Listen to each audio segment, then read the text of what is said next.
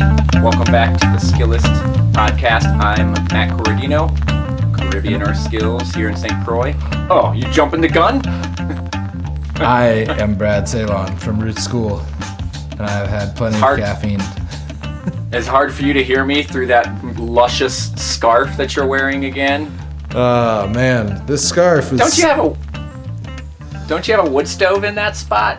We don't. Oh man, you're well, there's one upstairs, but downstairs we keep it nice and 50 degrees. Frigid. 50? You're wearing that scarf at 50? Cheese and bread, man. What is going on with that? Yeah.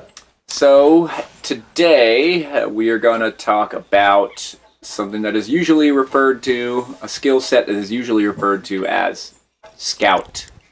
So every tribal situation, living people, every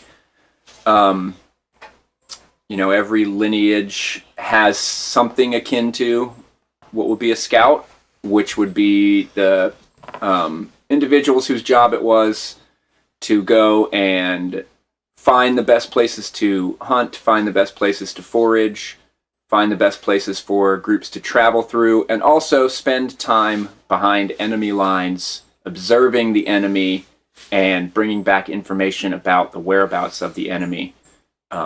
So every culture had some form of that, and typically in this modern day of teaching these skills, reintroducing these skills, which I think is kind of a silly idea of reintroducing, because they're still out there, people still living this. But in our modern day, pretty much everybody who teaches what would be called a scout class either came through Tom Brown's Tracker School or learned from somebody who came through Tom Brown's Tracker School. What, you shaking your head? I totally disagree. You shaking your head. That's okay. Who's teaching the scout class out there who didn't take it from Tom or learn it from somebody who learned it from Tom? I mean, these skills are they're super old and they belong to everybody and they came through tons of lineages. But, these skills are used in other countries around the world. Those people didn't learn them from Tom. This is the basis of any hunting skill can be applied towards this. I don't disagree with that, but who's teaching a scout class? I mean, the military has been... Yeah, but that's a totally different thing. I don't know, the recon scouts are pretty close to this skill set. So they don't necessarily... Where they differ and where I think what Tom brought through is really cool is mixing it with a fluency with the landscape and survival skills and primitive survival skills. But you and I can, we can totally disagree on this, and that's fine. But who's teaching that? Who is teaching that? I will give Tom the fact that he repopularized it into the primitive skills world. Yes, there we absolutely. Go. So schools like mine definitely take it from a lineage, but we took that basic and then looked at that skill set in any different grouping we could, from the modern world of hacking and lockpicking to the world of the ninja and not the Hollywood ninja but real ninjutsu and those skill sets, to native groups around the world, to all sorts of different lineages that have carried these skill sets. And so, yes, he introduced it and he also repopularized it. And you're right, I would not be teaching this skill set without having taken it at the Tracker School. And I don't disagree that every culture had something. You have to have that. You had to have that because as humans, we got a dual nature. We're cooperative and we're also competitive at the same time. And we wouldn't get where we are if we weren't cooperative, right? We live in groups. We're social animals. We rely on a level of trust in other human beings. However, at this very same time, we're also competitive, competing for resources, competing for et cetera, et cetera, et cetera. So I love that about the scout. To me, the scout is standing in the place of the of the cooperative, standing in the place of like the compassionate and the cooperative, but like looking with the eyes of the competitive, right? Taking in the world from the view of the competitive, still standing in that place of like the cooperative. And that's to me what sets it apart from military training. When we've taught the scout class, we've never taught it as military training. However, we also teach hand-to-hand fighting, and in some of the more advanced scout classes, like, you know, just some basics of like combat awareness, positioning, ambush, understanding, you know, those sorts of things that like kind of lean towards like a militaristic thing, but that's not the essence of what the scout is, at least from the tracker school, my personal perspective. Aside from what Tom taught me, like my way to engage with these skills is from that cooperative standpoint, not the competitive standpoint. Because, you know, the competitive standpoint is, in its way, it's simple, right? You take over, you conquer, you divide, all that stuff. And that carries with it its own set of skills, but to me, the scout is about, you know, finding the path of least resistance, right? Finding the way around the competitive, finding the way to be invisible, for lack of a better term, both on the landscape and like to people who might want to do you harm. And that's what sets it apart. That's what makes it not military training, not police training, not like, you know, warfare training. It's warfare avoidance. And I know a lot of people who are like reticent to take the scout class at tracker school and other places because they see it only through that lens of like being a warrior, but it's not warrior training. And I think what people mistake is that they think that they can like wish away badness in the world, you know? Like if I don't acknowledge it, it doesn't exist, and that's just not the case. And the best way to avoid getting hurt in a fight is to learn how to fight, right? Or the best way to keep from hurting somebody else in a fight is to learn how to fight, right? If you have those skills, then you understand what you're doing, and then you can apply them appropriately. Yeah, I agree with most of that, for sure. Most of it. Yeah, most of it. Most of it? Yeah, I mean, I think that it depends what you're doing in the military. Like if you're a recon scout and you're behind enemy lines and your directive is to have zero contact and compromise, then your goal is to avoid threats and to be operating at that level where you're not looking to like engage in a trading of force. You're looking to use stealth and camouflage and, you know, route selection to be able to achieve your objective of doing reconnaissance without having any contact with the enemy or even leaving sign that you were there. But yeah, Agreed. in general, Agreed. that is the key. And the way that, again, like in the context of the classes that we're teaching, the best solution to a threatening situation is to avoid it. And I think I totally agree with diffuse it. Or diffuse it. Right. If possible. Right. But number one is going to be like avoid danger. And that the people I know who are the most skilled in any sort of martial art, whether it's, you know, close quarter combat, martial arts, whether it's, you know, firearms training, whether it's knife use, like any people that I know who are actually really skilled are all about avoidance.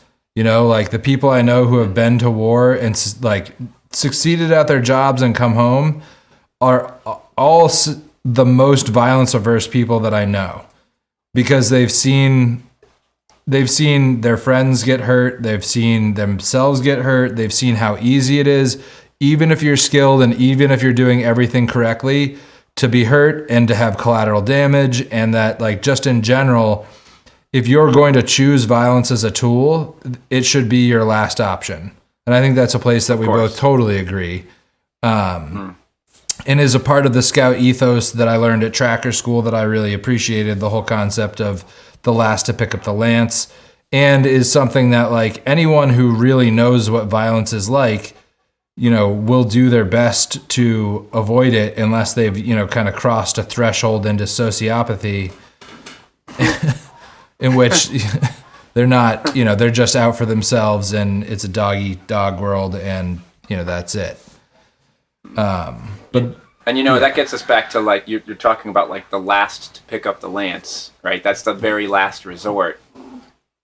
But again, like you have to know what to do with it when you get to that last resort, because otherwise, like, there's a line. Like, what is that line? That line starts with complete avoidance of conflict, and then as that line moves, because your enemy is crossing it, then it's like, okay, how am I going to de-escalate this? And then as that line moves again, because your enemy crosses it, like, okay, how am I going to neutralize this with the least amount of damage to myself first, my tribe first, myself second, and my enemy. Right. I don't have to kill. If I don't want to kill, I don't have to kill. And then, right? Well, right. It's you stay behind that line as much as you can. Right. And with martial arts training, without some training. At a year into it, somebody's really dangerous, and then 10 years into it, they're less dangerous in the way that like they can meter their responses. Like you got to make the judgment. More deadly, but less dangerous. Right. Is this my drunk uncle who's like being a dick and won't back down during like a family reunion? Or is this like somebody trying to stab me? And you meter your response based on the situation. And it's important though to like that other part of it, which is like, I want to neutralize that threat. Important to with the least amount of damage to the enemy that you possibly can muster. There might come a time where you have to take that last resort to take a life. But you still want to be able to stop from doing that because that carries its own set of consequences, right? Well, especially in a civilian context. Even just looking at like a day-to-day thing, for where I live, a small island. Somebody, if they came to rob me, I have the option I could shoot them. But now what about their family members or other gang members? Where am I going to go? Right? Everybody knows where it happened at. Now I've got a lifetime's worth of issues potentially because I took that life. Right? What's the best way to deal with that situation? And that's going outside the lines of like Scout. But the mentality that I carry because of that training is, okay, how can I eliminate this threat without eliminating the person behind the threat? Speaking of threats, there's some screaming and yelling going on in the background here. Yeah. There's some Scout training happening over in the living room. Yes, the scream as a defensive tactic or as an aggressive tactic. Did he learn that at the Scout class? Oh, man.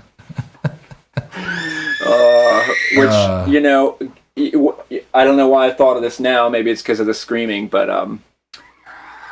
So I would say, first of all, so in that skill set, there's nothing more important than awareness.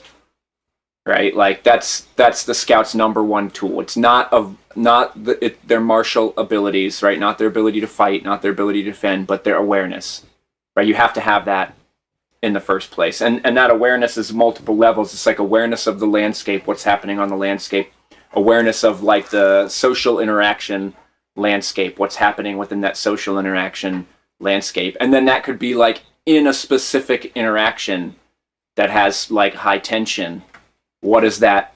An awareness of that interplay. When you think of like two dudes in their mixed martial arts fight, there's always that, most of the time, there's that first round feeling each other out, right? They know they're going to do violence to each other, but they have to have that little bit there where they get their timing and distance and all that figured out. That's like an awareness tactic there. So to me, that's the number one skill set.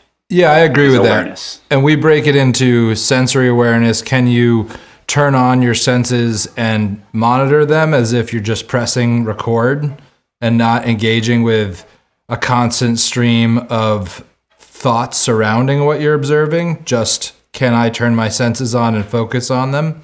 And then that turns into like your situational awareness.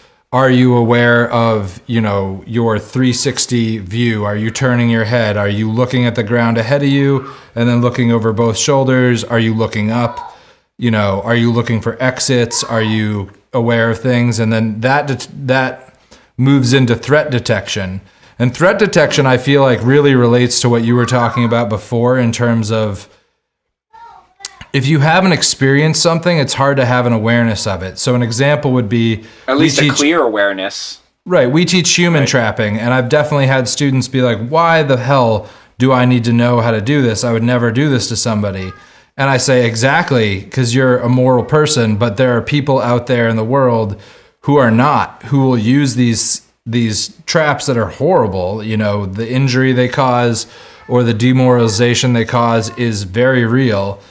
But if you don't know how to set them and how to, if you've never hidden a trap, you don't know what to look for when somebody else is hiding one. The better you get at trapping, the better you get at not being trapped. And you gain that awareness of it. And I feel like that goes across the board in terms of one of the big lessons you get from doing the offensive things in scout class, whether it's setting an ambush or setting a trap or thinking strategically in a way that is aggressive, you learn how to defend from those things. And that is a different level of awareness that you don't gain if you never engage with those skill sets. And so putting yourself in the mind of the attacker is really important. It's one of the best things you can ask yourself is, if I were trying to rob me, what would I do? If I were trying to attack me or to threaten my family or to threaten my safety, what would I do? And then you can defend yourself from that. And it can be a challenging emotional thing to do, to put yourself in the mind of someone who has foregone somebody else's physical autonomy or right to safety. But in terms of your own safety, it's a really important exercise to be able to have that awareness. I think not just that, and that's all super valid points, but like I said, we're cooperative, but we're also competitive. So there's going to be a time where that competitive nature escalates. And then if you are ever in that situation, how do you're not going to be able to trap somebody and give them a grievous injury rather than killing them unless you've set that trap, for practice, right? And you're not going to be able to, you happen to have a knife on you because you're peacefully in the woods carving on stuff, and then some situation arises and the other person has a weapon. You're going to grab that weapon, or you're going to let them kill you. If you're not going to allow that person to kill you, then how are you going to keep from killing that person on accident? Right? You have to have an understanding of those of that deadly technique to know where the line is. Right? And I think it's really important people do too much. People need to do two things. One is recognize we only teach these skill sets for self-defense. And I think that's something both you and I agree on, is that, these skills belong in the realm of protecting yourself or protecting others. And outside of that, used for personal gain, they're gross and shouldn't, their violence as a tool has a very specific ethical landscape that it lives in for us when we teach it. And then outside of that, there is that thought process that I encourage students to engage with before it ever is a problem, which is, at what point does somebody cross the line in which their right to personal safety is now gone? If somebody grabs you aggressively and won't let go, and you've shouted, let go, and they won't, they may have lost the right to a functioning arm. Because I'm going to destroy that arm. Right? Yeah. Exactly. There is a point at which you need to know where your lines are, in which somebody forgoes their safety by not backing off. And so it's good for students, especially people who are less naturally aggressive, whose fence is not hot to begin with, or don't feel like they have the ability to create their own safety, that they need to learn, okay, when this line gets crossed, I am no longer gentle. that I am here and I'm going to, stand my ground and be the advocate of my own safety through physical violence.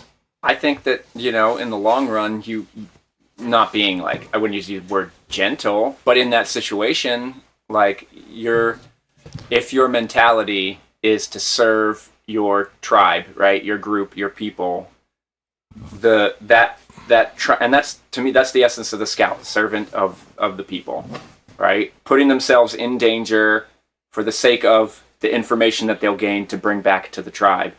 But in that same situation, like, that aggressor is coming and, like, crossing your boundaries.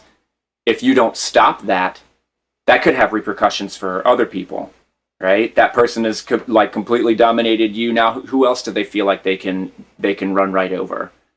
So, like, being that line is like is protective, even though you might possibly use violence if forced to.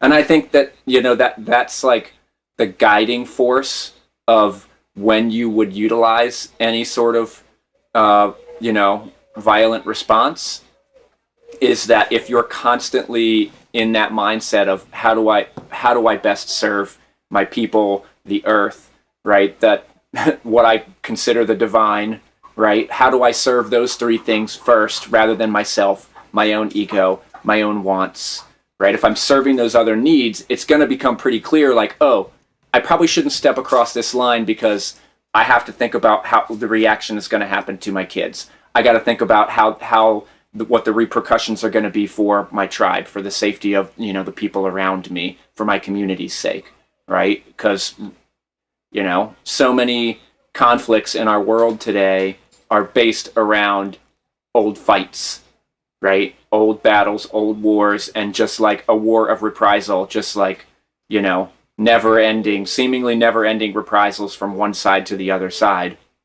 And if you never stepped across that line, if you did everything you could to stop stepping across that line, I think it becomes obvious to the other side when you do have to cross that line, why that line was crossed.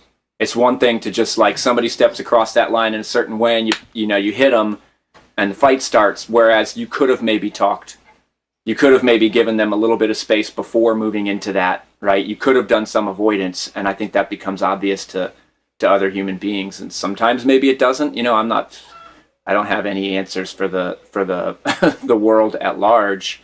But I think if everybody took that stance, that I'm ready to defend myself, I'm ready to defend my tribe, I'm ready to defend my community, I'm ready to defend the earth, like, if you took that stance first, then you would naturally connect the dots to, like, oh, it doesn't make sense to escalate this. Right. It makes more sense to de-escalate this and move into that cooperative. Well, and to go back to where we started, to use your awareness to avoid the threat to begin with. Where I live, we have an 1.5-hour response time from the police. So it's useless to call them, and you get a response from the police? Yeah. More than to, like, sit at my boundary with an AR, it's,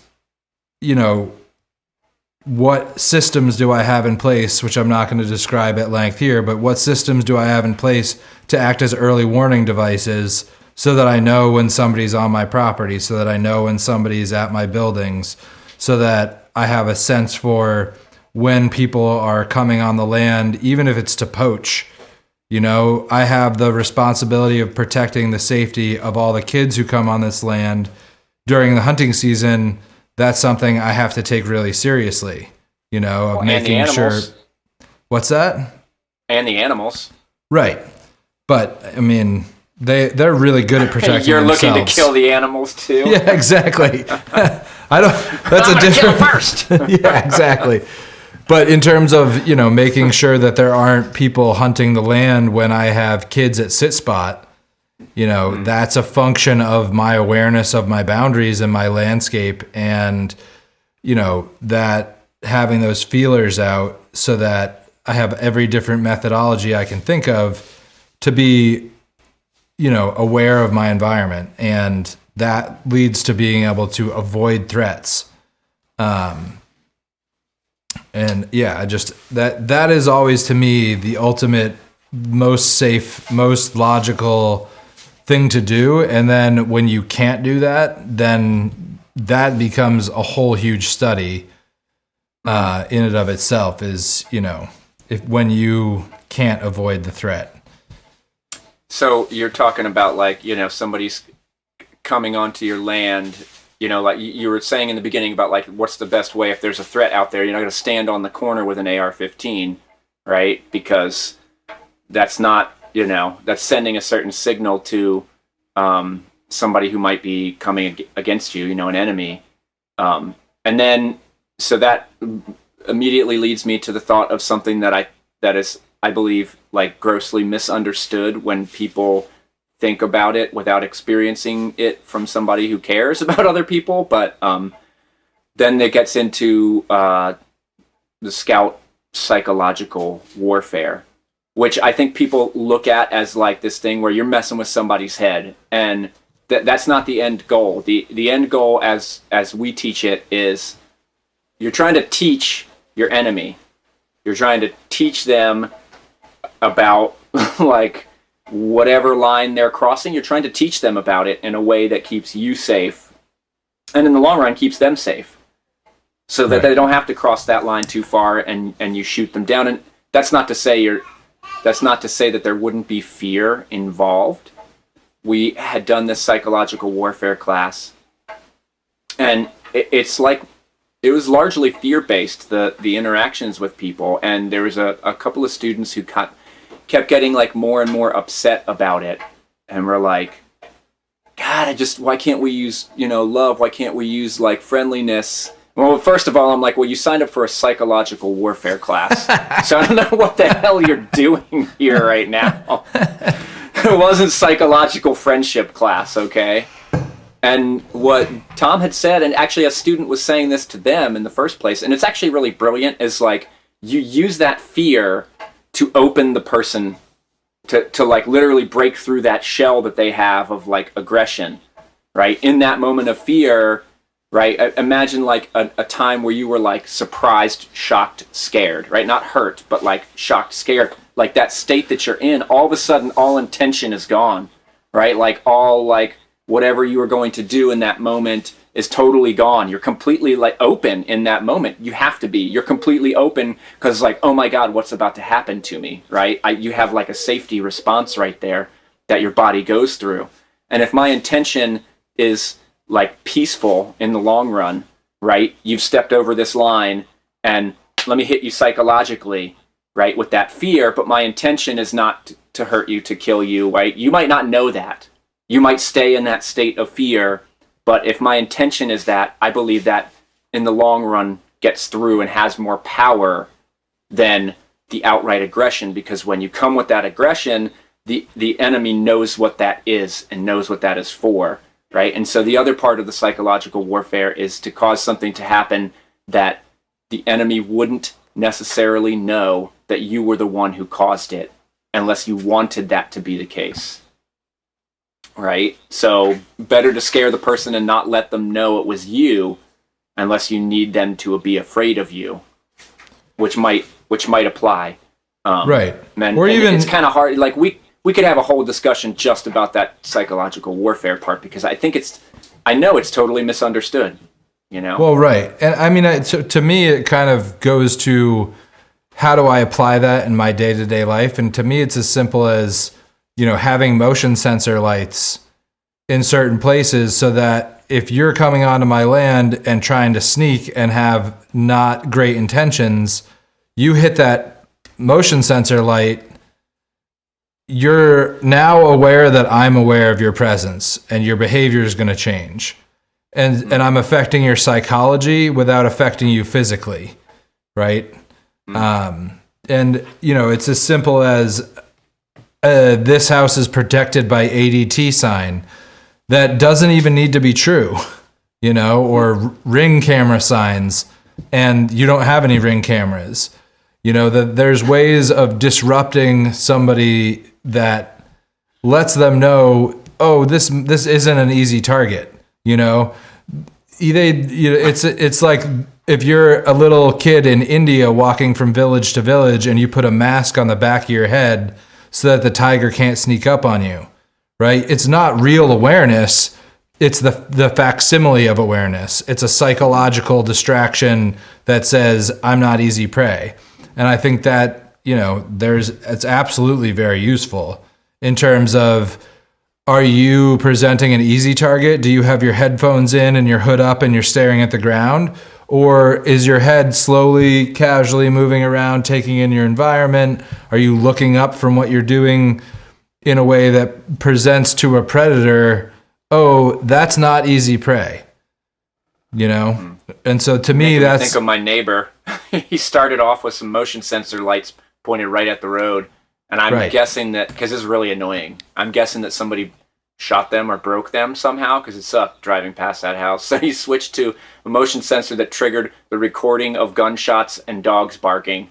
It's pretty hilarious when you're driving by. And it's a really bad recording, too. It's like the most unrealistic gunshot sound. Where it's like... But... if I were trying to rob that house, I would definitely think twice and be like, well, they went to this trouble. They're definitely saying fuck off. Maybe. Yeah. That also makes me think of my other neighbor, like with fences. He does the landscaping for somebody down the street, and he was redoing the fence, and the neighbor was like, oh, you got to hurry up and redo that fence because, nobody's home right now, and I'm worried somebody's going to rob, and blah, blah, blah. And he was like, listen, I'm going as fast as I can, first of all, and second of all, that's not going to protect your house. And somebody robbed the house. Not in the area where he was actually working on the fence, but somewhere else. And somebody was really pissed, like the lady watching the house was really pissed off, and he was like, you needed somebody in that house. Like, you needed somebody there, some kind of presence there. And she was like, well, the fence is broken. And he's like, look, a fence is not a defense. It is a sign. It's just saying to the general public, I don't want you on my land, right? It's like there's 100 different ways to get over that fence, right? And, so that's like, that psychological warfare is like the next step in that progression, right? It's not just like putting up a wall, I hope you don't come over this fence. It's like, it's okay, I'm willing to step it up. I'm willing to, like, go further. Or just make them afraid. It was... I don't want to give away too many of my secrets, but we have some other, like, defensive tactics that work on people's mindset. During scout classes, when I've been shorthanded guarding an objective where it was an overt presence, I've definitely dressed 2 sticks and a cross with a fatigue shirt and then put a headlamp, like a boonie hat with a headlamp on it, and had students not sneak up from that direction because they were like, well, that direction was guarded full time. And I'm like, yeah. Another friend of mine there was this property that he was caretaking. There was a hunt club that was supposed to be basically taking care of the roads is the only thing that the owners cared about. He actually cared about like improving the land, for the sake of the land. And people threw a lot of trash, like pretty regularly would throw trash. And there was also this corner spot where the poachers in the areas would just dump the carcasses of the deer they'd shot. So there was like a pile of carcasses in various, degrees of being degraded. And so he took all the trash and he like hung it from the fence in that spot. And then another friend of his decided to there was a deer carcass that was basically like a rawhide wrapped around a skeleton, but all the tendons were still intact. So it was like, still like held together. And he put it up on a big cross and put a rag of garbage around it as a shroud and like hung it up. And it was so funny because I was like, that's a little overboard. He's like, no, it's going to be perfect. Like neither of us were sure how it would, like people would react to it. And we heard some people would just let their dogs, it's people hunting rabbits. They let their dogs go on one side of the property and then they're shooting the rabbits that come through. Anyway, the dogs were used to coming there. So there were dogs there all the time. So somebody's hunting dogs would get loose and they'd be nearby and they just go through the property, right? Because that's what they were used to doing, is using that property to hunt with. And this guy came looking for his dogs one day and we were like scaring the dogs in his direction. And we ended up coming out on the road and he was like, man, looking at the display of trash, and he's like, I like what you done with the place. We're like, yeah, well, we just wanted people to see, like, that somebody's trying to care for the land, and somebody dumped all this garbage. And then he's like kind of surveying it, and then he looks up all of a sudden, he's like, whoa, I I like that. Hold on, let me get a picture. And he's taking a picture of the deer and all this stuff. And I was like, I don't know what we accomplished. And then it was like maybe a couple months later, all of the garbage so the adjoining properties were also used by these different hunt clubs. All of them were cleaned up. Literally, you could see the garbage bags that they had stacked by the edge of the road, and then they later came and picked up. Like, it sent a pretty strong message, not even necessarily about don't come here, but just like, like, what are you doing to these places you're supposed to be taking care of? Right? Just them seeing that somebody cared for the land to that extent where they would put a deer carcass on a cross in Bible Belt country, rural Virginia. It's like, it doesn't have to send the message of fear necessarily.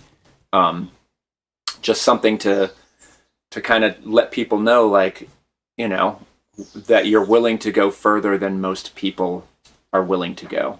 Right. It's like another aspect of that. So yeah, there's so many aspects to scout stuff in general. One of the things I really wanted to talk about before we get too deep into it is I feel like it's a skill set that most, especially dudes, have a lot of opinions around, and a lot of those opinions are informed by media they take in or books they've read or conversations they've had with people, and not a lot of it is experience based. And especially with younger dudes, we get so much of the like Hollywood mentality around being the hero or being the Rambo type, or like, I'm going to go in by myself and conquer the bad guy. And it's all about my physical skills. And it's all about like, don't fuck with me. And I'm the alpha male. Well, I think. Do you encounter a lot of that? Oh my God, are you kidding me? Yeah, it's like 50% of what we encounter. But like, the whole point is to not be seen, right? If that was like your goal, is just to not be seen, to like not have it be known that you were the one who did that. Right? Like, imagine to affect the world in a way that would be like a really powerful change, but purposely not want anybody to know that it was you. Right? This could be like the Rambo situation where you eliminate all the bad guys, but nobody knew it was you. Or it could be the situation where you did something like really amazing and beautiful and like powerfully changing for people, and nobody knew it was you. Right? And the only like, a lot of, I don't want to give away too much, but part of what people are learning at the scout class is based on them being broken down, right? They're like, and I don't mean like physically, even though we use physical tools to do that. I'm talking about like emotionally being broken down. And what the part of you that is being broken down is that ego part of you. And we all have that. Every single person has that ego.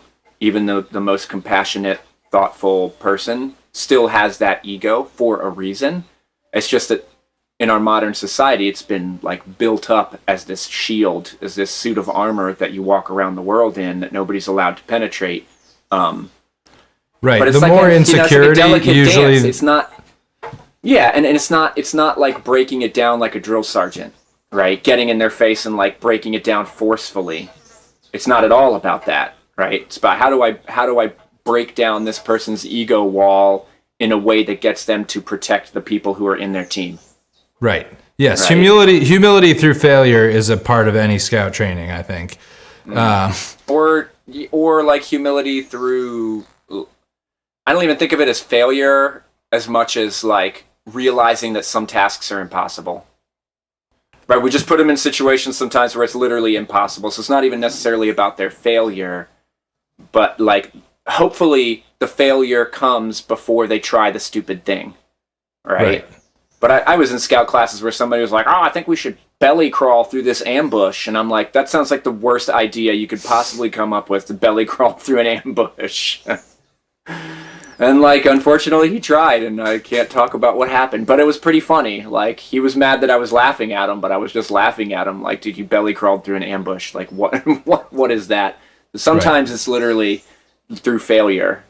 But I think you rung something really true, which is, to me, the big antidote to that mentality too is realizing that by yourself, your skills, can have value, but really where the rubber meets the road in terms of effectiveness with these skills, it's all about the team. And, what we teach people really quickly is that you by yourself are an easy target. You with 3 other people working together to maintain security are really challenging to deal with, right? Because you're greater than the sum of your parts. Right. And that it is impossible to maintain awareness 360 degrees, 24 hours by yourself. And so, but then the whole study of teamwork and how to be, then your skills become a function of the team. Like, I need to be of value to my team. And so what skills do I need to personally develop so that I'm of value to my team? And then it becomes a function of, we work in partner pairs. And so it's like, all right, how can I be a function or a value to my partner pair so that we operating as a team are, much more solid than we are individually? And then how do we link those partner pairs into teams so that those teams are the most effective unit possible? If you have like a dysfunctional team of 8 people, you've got like 8 people, right? You maybe That's even worse have like 6 or 7 people. It's at least that number, right? But now, because you're not willing to work as a team, because you want to work by yourself, because you're the biggest badass, because you can do this and you can do that, and you guys just wait here while I do this, right? Now you have given your enemy an inroad, multiple inroads. I'm going to take this inroad here, I'm going to take this ego inroad there, and I'm going to take this, softness and awareness there. But as the team starts to work together, like, this is the greater than the sum of your parts, right? 8 individuals is 8 individuals, right? 8 individuals working together is, especially if they have that common cause, is a really, really formidable, that's a really formidable defense to get through, is that functional team. And, it works like a harmonic. You have 2 musical notes that are played at the right pitch, right, in the right way together, and they create a 3rd note, right? So that team does the same thing. If they're all working together for that same cause, they're all hitting that same note, then they're creating something that is far greater. Like, that harmonic in music, it is its own distinct note that is apart from the other 2 notes, and you create that as a team. You create all of that is impossible if you don't put your ego aside. And there's the ego coin is interesting because it's double-sided. The people who don't think enough of themselves, who are wallowing in their insecurity, are in a lot of ways creating as much trouble by not stepping up and by not owning their strength. And then there's the opposite side, is the people who think, because they're focused on themselves. And then the opposite is the people who think they're awesome and have all the right answers and their skills are the best, and everyone else sucks and they're just being dragged down by everybody. It's the same coin. And that if you can put yourself aside, which is very difficult, like, it takes practice and it takes energy and effort, and it's easier said than done.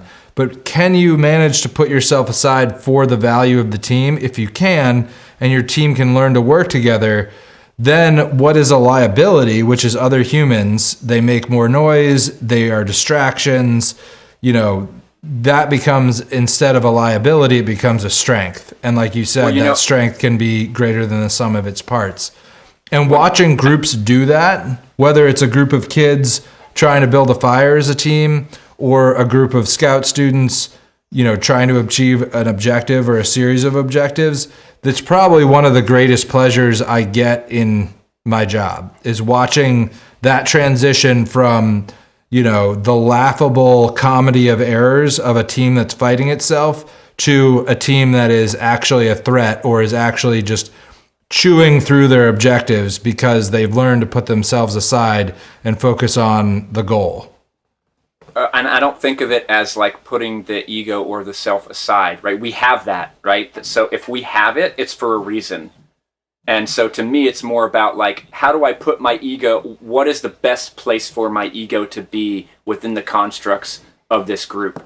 And I think it's a thing that's like, you can't teach it explicitly, right? You gotta teach it implicitly, right? It can't be like, put your ego aside and then boom, they do it, right? You got to put people through the experience of what happens when you don't do that, or what happens when you do that. See, I didn't say do. I said do that. So yeah, what happens when you do that, right? How does that feel? How does that feel differently? But we have an ego for a reason. It's like, where is the best fit for that part of myself, right? How can I take that part of myself and put it into the context of the group, not in the context of like the lone soldier, the self-made man, right? Which is total BS, right? No such thing as a self-made person, right? If you're human, you're not self-made. So like, just getting rid of that aspect of it, yes, but still retaining that ego and not, being like, oh, I don't have an ego, right? I don't, right? Which is like one of the most egotistical things somebody could say, right? Because, they're trying to toot that horn. I guess I mean not centering it, or not centering Definitely. yourself in the situation. And I agree with you. You have to have a firm sense of an evaluative process in which you can see your own strengths and weaknesses, and you have to take accountability for those strengths and weaknesses and offer your strengths to the group, and then shield the weaknesses from the group to the best of your ability, and accept help. That can be another thing. I was going to say, not even shielding it from your group, but like allowing your group to like be a healing for that. Right, or to fill in the gaps. Or still like, so you have that ego, you have that part of yourself that looks at the world in that way, like me first, looking out for number one. But if you just carry that into the perspective of the group, and you're like linked to this group, and you're looking from this ego is within the group and looking out, right? That's a much different perspective of like, I'm here in the group, right? It's like the group is here and I'm part of that. It's something that's hard in our modern society because we're taught the opposite, right? Look out for number one.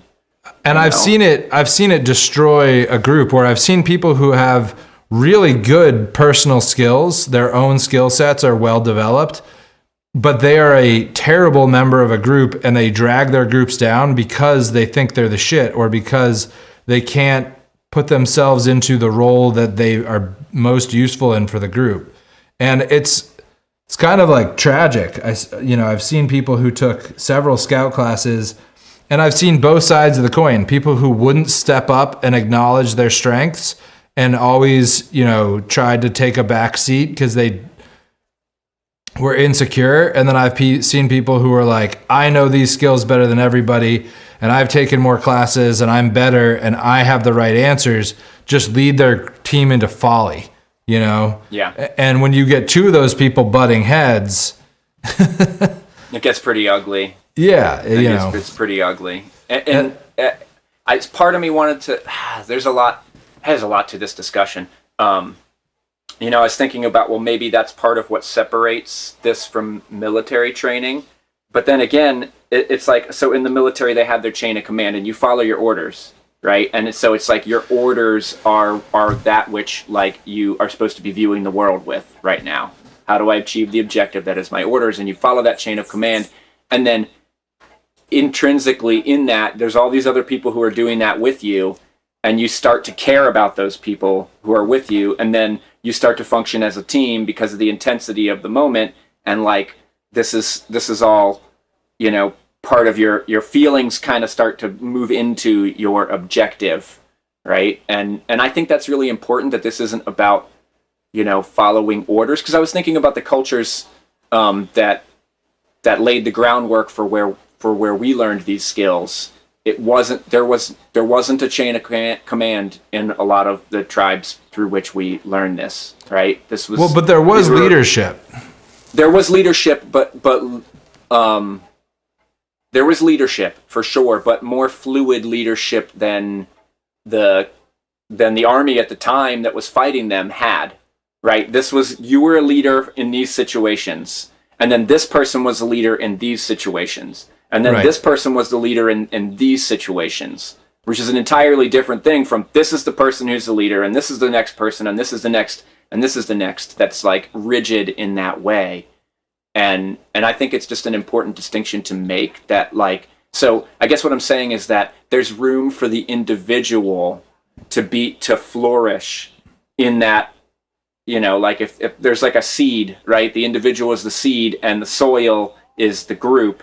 And so there's room for that individual to like grow, but it's through the soil. It's through the group that individual grows, rather than like you're a link in a chain, right? And it's not like this chain of command. It's like, it's something more holistic than that, where there is room for the individual, but it's only through that group. It's only through that community. It's only through like being placed in that soil that seed can sprout, right? And it sounds like just a semantic thing, but it's not if you feel it, if you allow yourself to feel it.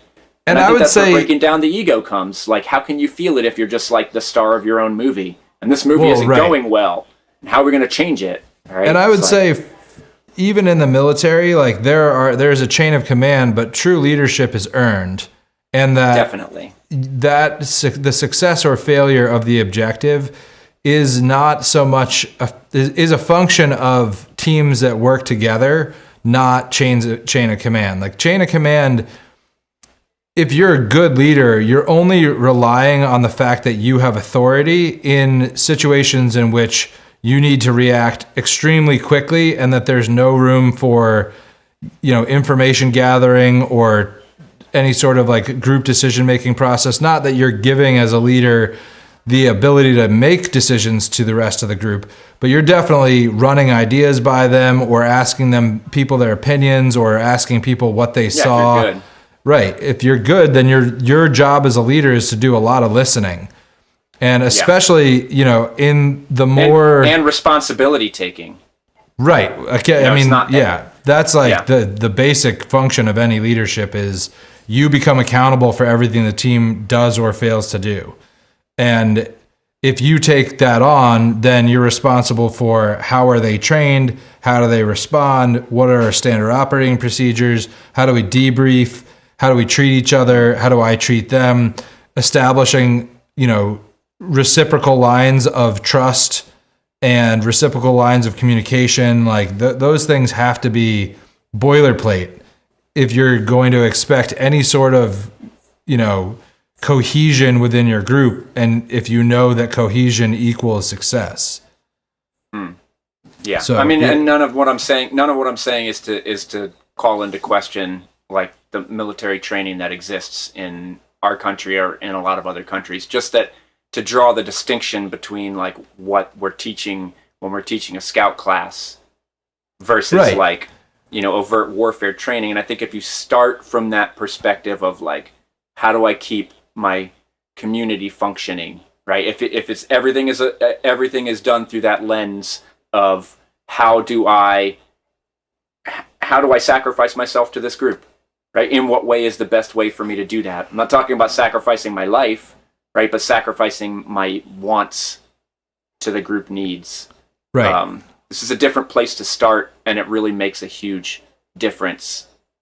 Right. Well, I think that becomes the key is when I see teams achieving their objectives, people are looking at it through the lens of how can I be the best fill in the blank role for my group. If my job is to be point, then I'm in charge of security for the team, forward-facing security. If my job is to be lead, then I'm going to do things that are uncomfortable for everybody, like gear checks before we leave for an objective. I'm going to make people show me that they have the things that they need for the, you know, to be out on this operation. If I, you know, even though it sucks and it's boring, I'm going to do those things. It's not all like, oh, I get to make all the decisions. If I'm the nav, I'm going to be studying my maps and double checking and gonna make damn well sure that I know how to do this navigation and writing navigation plans and backup plans. And like when I see teams achieve a lot, everyone is just focused on how can I do my role the best, It's for so the sake of the to team. Think about, I look at it all from the lens of, where I learned, which is from Tom, and that lens is like through the Southern Lipan Apache. And when you study that Apache culture and just think about, you're talking about like tools. When we say the word point and we say lead and what those things are, those are like tools, right? Organizational tools. You're the point, that means these are your responsibilities. You're the lead, that means these are your responsibilities, right? Those are like structures that we create so people have a structure to fit it in, but you had these cultures who did this somewhat naturally.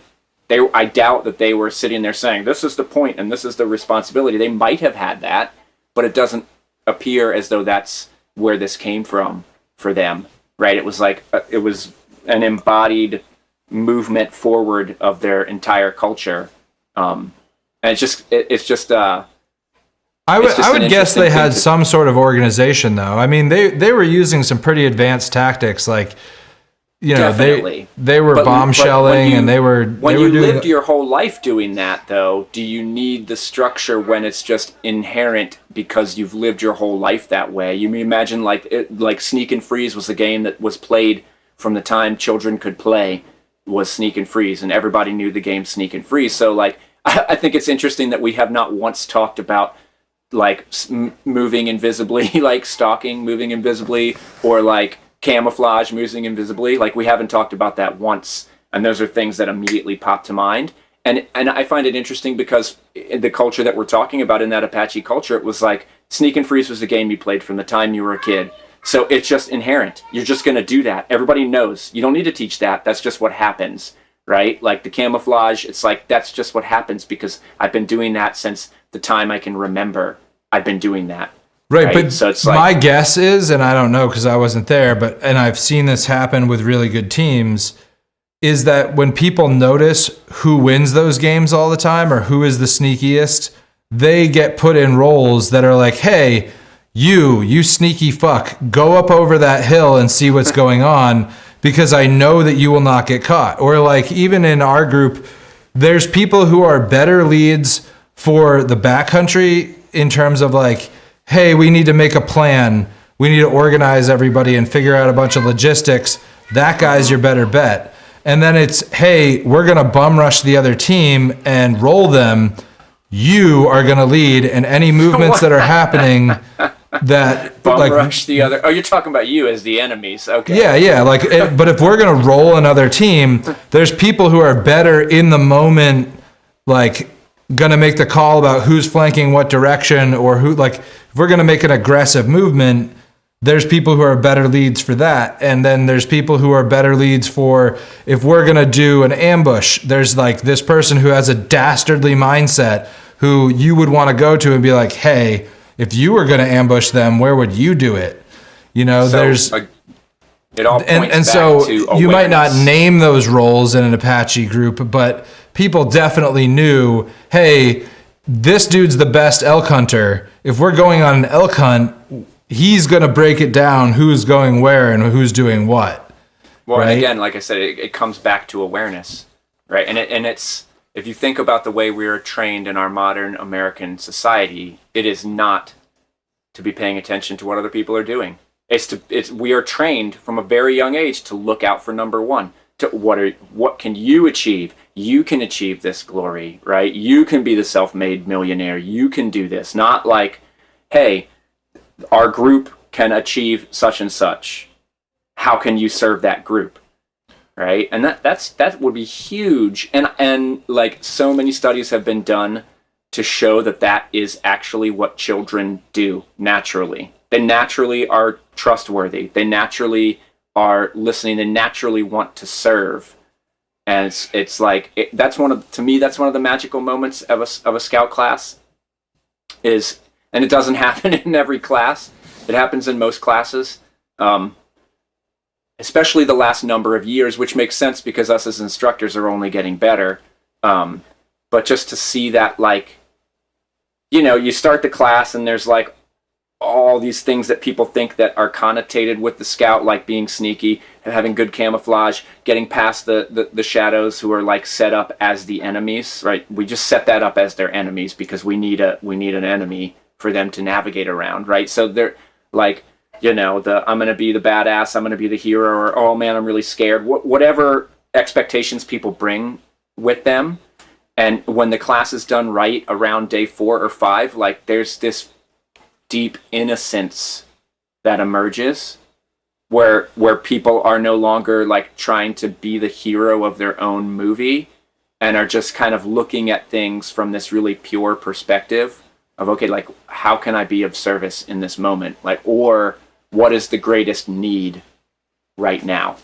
Right. As opposed to, I can do that, I can get there, I can do this, just like this. It's this feeling. It's a feeling. It's not something overt, right? But you can really feel it in the group, right? And the words are kind of meek, but yeah, they don't work. But it's like this sense, this feeling of innocence emerges, where people are really not looking at it through this lens of their expectations, but what the reality tells them is happening.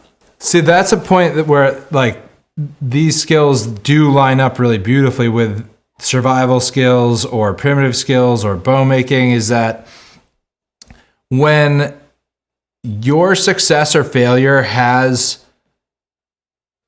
it's not a grade, it's not abstract. When there's a reality to, a scout scenario, our team succeeded or failed, everybody was caught, everybody was busted, or everybody died, or whatever, like iteration you're playing, or the bow broke, or I was cold in my debris shelter. When there are real consequences to your actions, your ability to learn through that feedback loop becomes enhanced. And that there's a beauty to that I feel like people take from their class into their life in a way that they may never do anything remotely like this again, but that experience of learning from the reality of life, I succeeded or failed, and I can see that clearly, and I need to change my behavior and base my behavior based around what I learned from that. That to me is so powerful, and it's a huge reason I keep coming back to these skill sets and teaching them, is that watching people learn to base their behavior off of what works or doesn't work in reality, not the version or the narrative of that I tell myself to make myself feel better. Or that I was told, or right. that I was, explained to me. Right. And that's the beauty of this crucible, is that you go and you pound yourself through it and then you come out a sharper tool on the other side. So that's another thing that we haven't even touched on, which to me is also like the basis of this, is the primitive skills.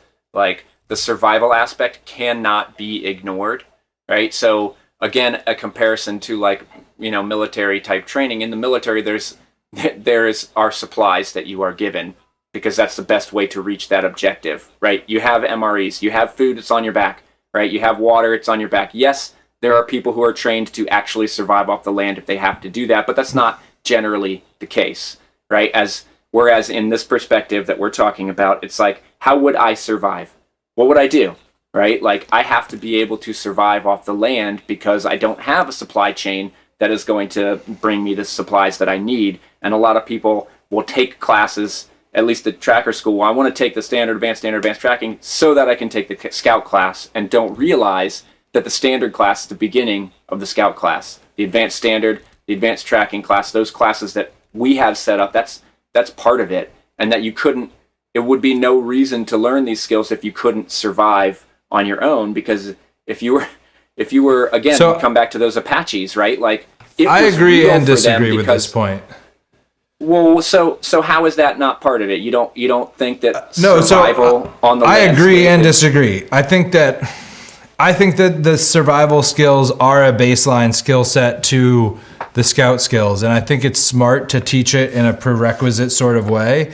And then at the same time, the reason we did away with our prerequisites was that I wanted these skills in as many people's hands as possible, in terms of like, I didn't want to create a barrier to somebody who I don't teach these skills so that people can actually conduct guerrilla warfare. I teach these skills so that people in their day-to-day lives are safer. And so having the experience of threat detection, or having the experience of pushing the edges of like how effective is stalking and camouflage in terms of where you've hidden from people for a week straight and you know where those lines are.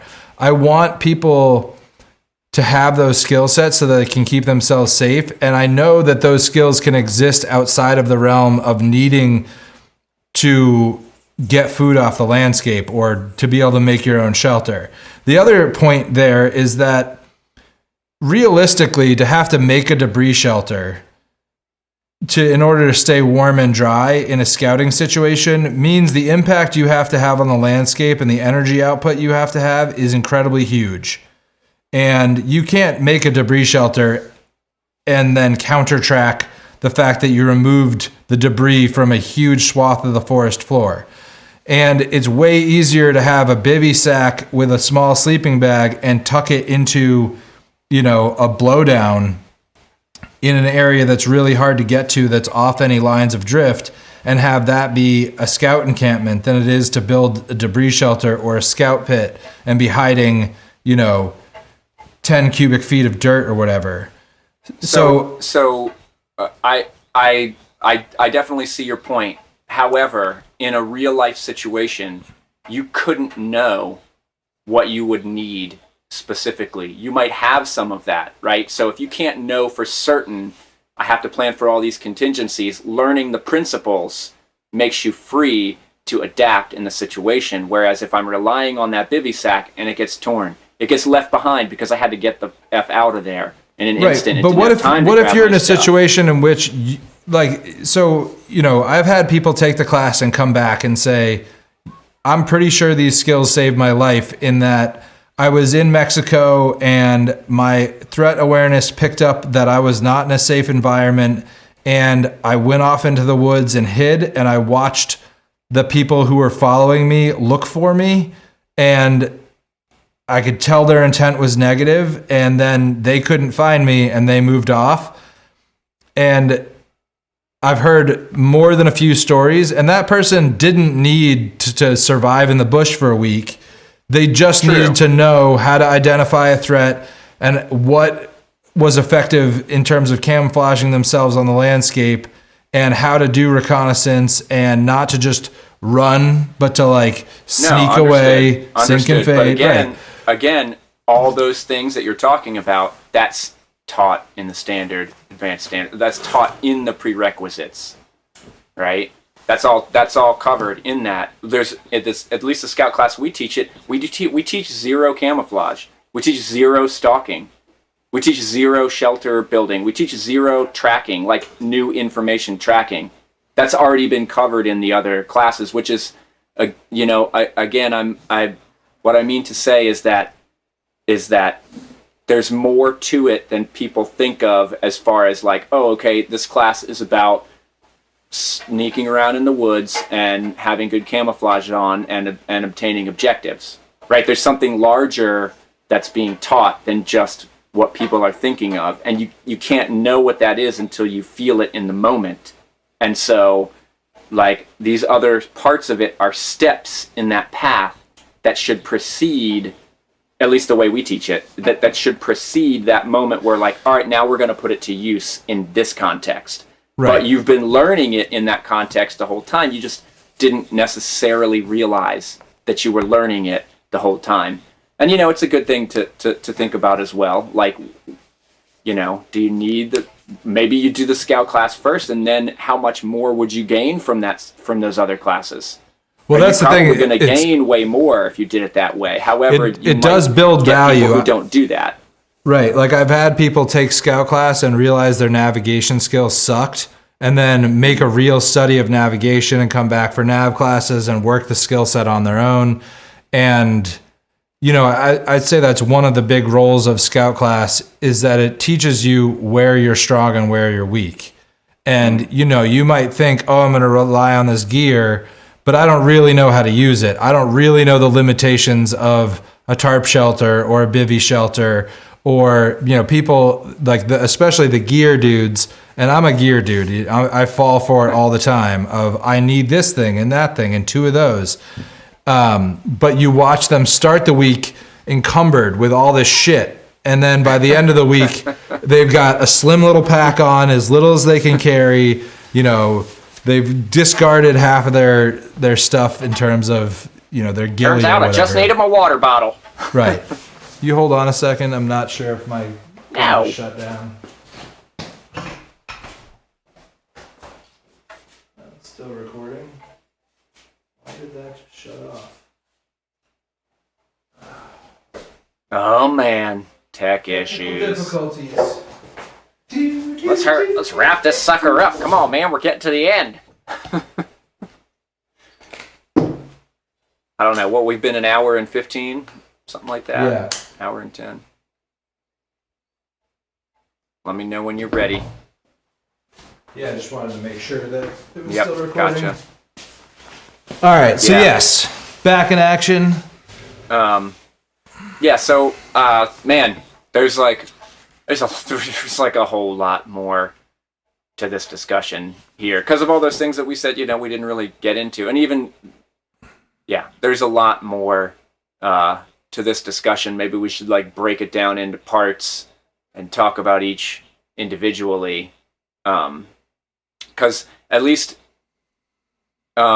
you know, in the tradition, that the place where I'm teaching, like it all stems from the Scout, right? People look at what Tom, if you read any of his books, there's like the spiritual aspect, which we don't need to get into, so you don't need to get into it, right? There's those philosophy classes, and people have this like new agey kind of look at it, and I get it. I totally understand why that is, but like, people who are just doing the philosophy classes without the skill-based classes are missing out, but people who are doing the skill classes without doing the philosophy classes are missing out, and that was all part of the Scout skill set, right? Any native group anywhere around the world, the spiritual was part of this. It was part of it. Like you can't. There's no, the only time that you don't have that is in our modern times where science is our spirituality, where we've like replaced this certain way of looking at the world with another way of looking at the world. Yeah, I mean, there's a whole bunch of stuff that we haven't even begun to cover. So should we call that good for our Scout discussion for today? I mean, I don't know. We could keep I don't know going. if I should give you the last word there. Oh, what? Go ahead. I'm not scared of you and the scarf. Go for it. Yeah, no. I mean, I agree that largely people have disconnected the skill sets and that they do best all integrated and woven through each other.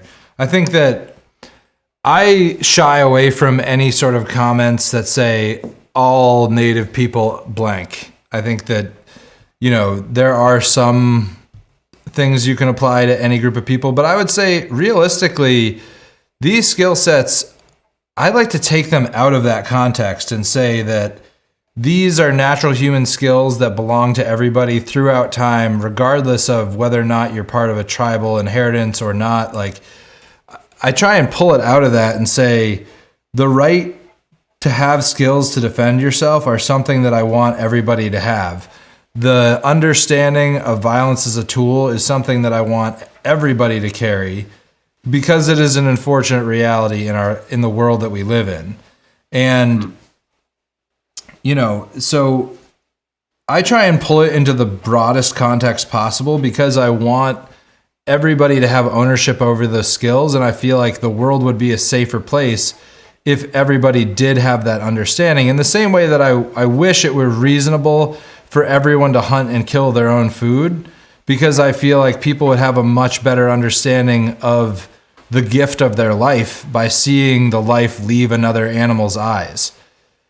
You know, I think the relationship people have with doing things for themselves brings such richness and understanding to your life that whenever I see a skill set given to, like, taken away from the human race, whether it's killing things or growing your own food or, protecting yourself and your loved ones. To me, that's how I connect to all of the skills, is the richness that I get by doing them or being a part of them or seeing them happen firsthand. So yeah, do you know how hard it is for me to give you the last word?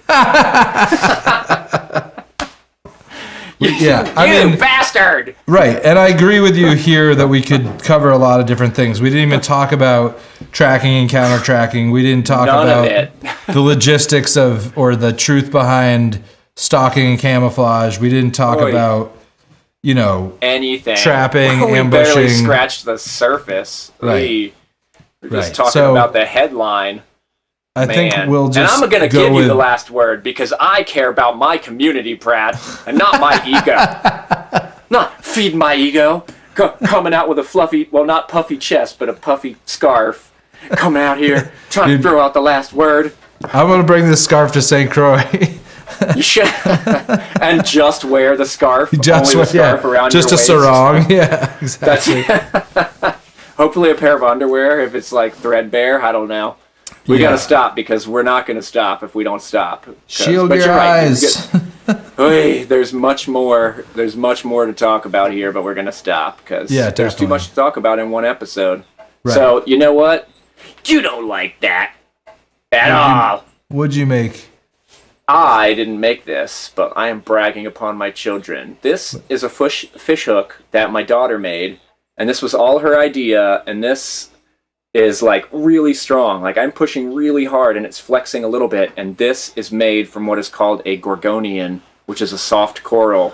You know, the ones that look like bushes that like sway underwater.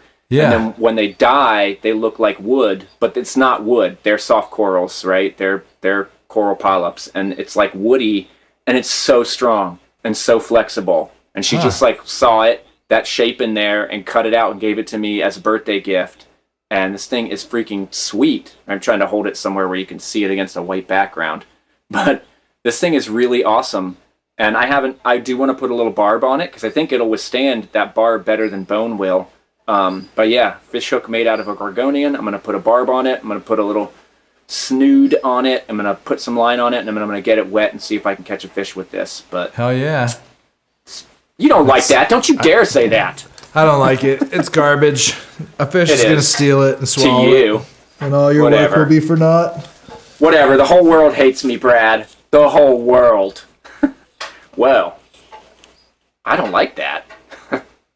So you're going to reshoot the Devo music video from the early 80s. Whip It. You're going to This is the primitive version of Whip It here. Whip it. So this is some snow squinters. This is the most field expedient or quickie ones I've made other than birch bark or cardboard ones. This is from one piece, aside from the lanyard, this is from one piece of cedar that I carved pretty quickly, and then I threw it in a pot of boiling water and bent it and held it until it cooled. It only maybe boiled for like 5 or 10 minutes, not much. Just enough to liquefy the lignins. Yeah, these just provide a squinting factor for you so that you don't get snow blindness or, raging headache from squinting all day. Use those on the water too. Right. These are great. Good thing to know if you don't have sunglasses and you are either above tree line or in a snowy environment where the snow is going to reflect sun into your eyes. I have to wonder if those were used on people who lived on the water, like here in the Caribbean where people spent so much time on the water. I mean, they're wood, so they wouldn't last in the archaeological record as much. I mean, you don't see it, you don't hear about it, so maybe they weren't used ever. But using those on the water, that's huge. Yeah. I mean, or if there wasn't that technology, there was something else that was functioning in the same way. I should make a pair of those for surfing. Yeah, they float. Yeah, man. But it's a pretty slick technology. The way you said, yeah, man, makes me think you actually were thinking, no, man, no. I think you would lose them immediately with surfing. I've seen they you float. Surf. What? I'm trying to say. Oh, my God. All right, fine. Well, all right, dang. Man. Thanks for listening, everybody, for spending another hour and a half with us bantering on about what we banter on about. Again, if you got ideas for what you want to hear us talk about, let us know. Keep listening, like and subscribe, all that stuff that you're supposed to do, and we'll see you next time. Goodbye, everybody. Peace.